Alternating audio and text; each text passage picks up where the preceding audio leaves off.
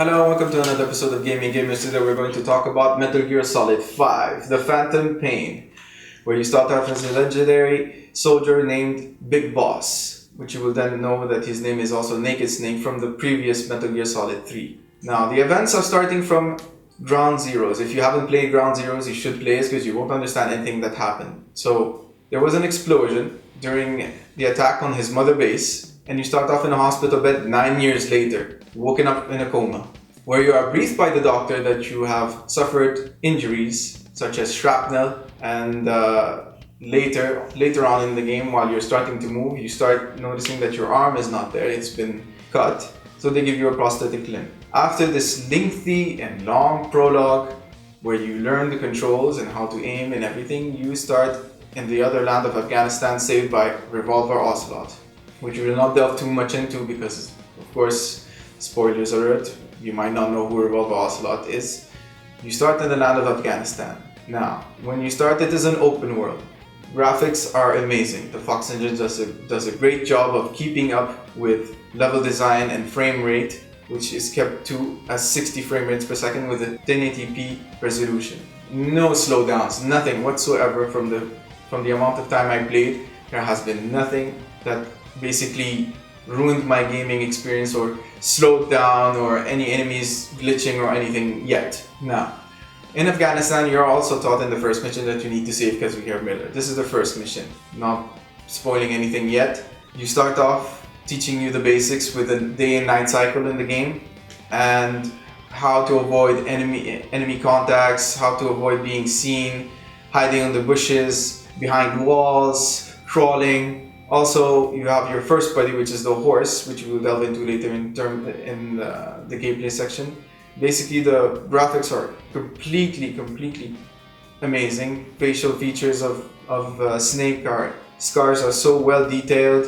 Even Kazuhiro Miller, all the other characters are completely well designed. Now, in terms of gameplay is also really good. I've had some trouble in the beginning with jumping from one area to another, because sometimes he used to jump left and right, but after a slow learning curve, it becomes perfect.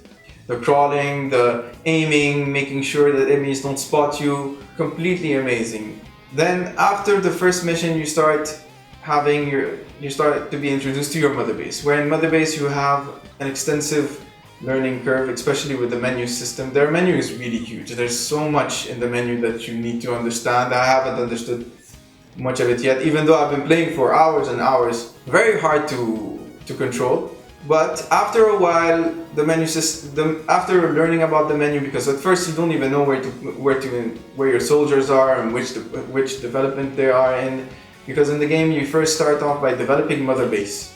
Once you develop mother base, you start gathering resources from outside of the vast open world area, such as plants, metals, biochemical, whatever they're called, biomechanical weapons, or I don't even remember what they were called. So much stuff you need to prepare for. Of course, after that, the story isn't that good.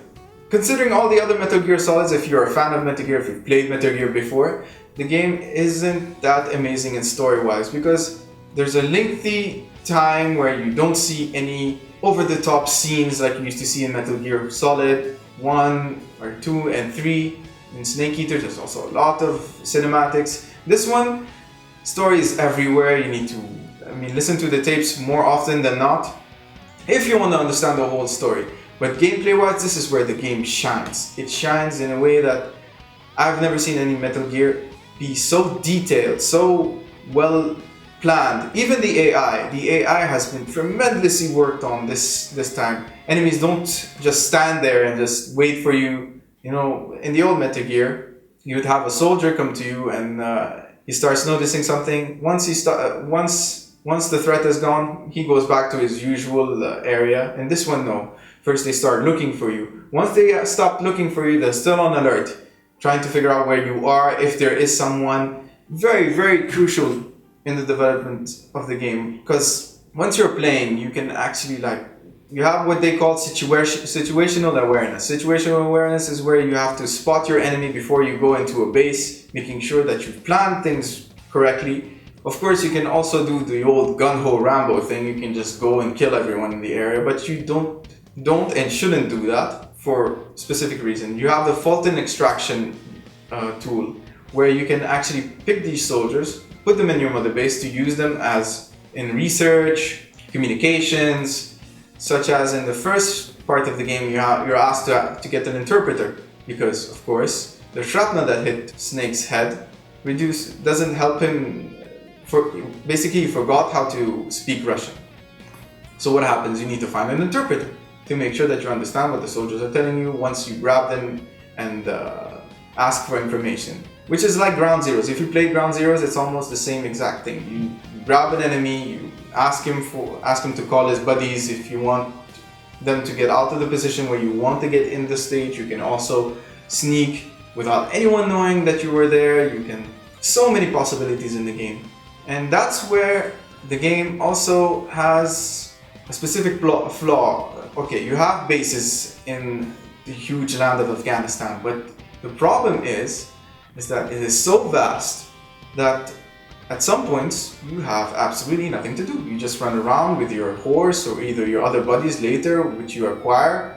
Of course, everyone knows from the trailers, you've seen Quiet, you've seen that biped, Metal Gear looking small robot that you run around with. These things are useless at some point because, well, most of the time in the map you're just running around. There's nothing in the map that keeps you doing anything apart from the side ops, which you can do optionally, and mission objectives. You have nothing else to do. But the game itself is amazing. Everything about it is so well detailed, so good, that it makes the whole trajectory, the whole line of the game so simple. Actually, the game is more simpler than the old ones, because since you have this vast world, you have limitless possibilities to go and invade bases. It is amazing. You also have places where you can actually break, like you can break a bridge to make sure that the enemies don't follow you, and then go to the extraction point from the helicopter and then leave the area. The missions are also pretty basic. Some of the missions are usual missions. If you played Ground Zeroes, also it's the same thing. Kill a specific commander, or find some intel in a base, or extracting specific items. Basically, the game gives you multiple missions, but not very varied, but it does give you that feeling that you're doing something around. Of course, in the middle of that, you can build Mother Base, because after that you have the online, which is online. Some people can come to your base, steal your resources, and you'll have to do it again. Or you can retaliate and go to his base and steal also his resources, which gives the game a whole new dynamic if you're playing online. Some people tell me that you should play offline, make sure that your base is well equipped with security system and soldiers and weapons before you actually go online, because let's be honest, if you're playing the game now, like I played it after a week or so, some of them will invade you, they will take your resources, they will rape you basically. But all in all, the game itself is awesome. If you haven't played any Metal Gear Solid before, this is basically the first Metal Gear. If you, in a chronological term, this is the first Metal Gear before Snake, Solid Snake, if some of you haven't played. So it's a great introduction to the first timers.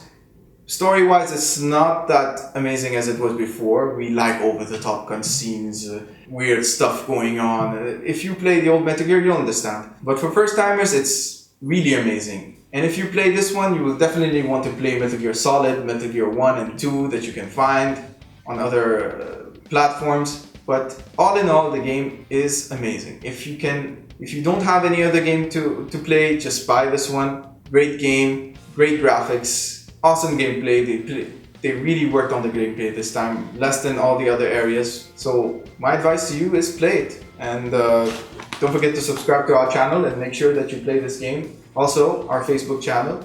And see you next time.